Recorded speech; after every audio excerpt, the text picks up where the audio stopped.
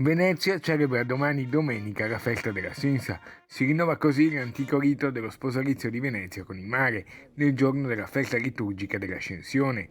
Il sindaco Luigi Brugnaro lancerà simbolicamente in acqua l'anello, poi seguirà la Santa Messa presieduta dal Patriarca, Monsignor Francesco Moraglia, nella chiesa di San Nicolò del Lido.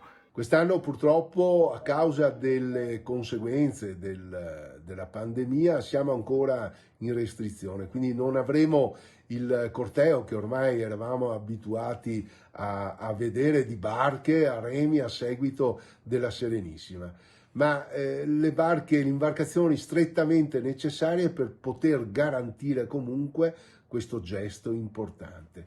Ai remi delle poche barche una rappresentanza dei legatanti, in maggioranza donne.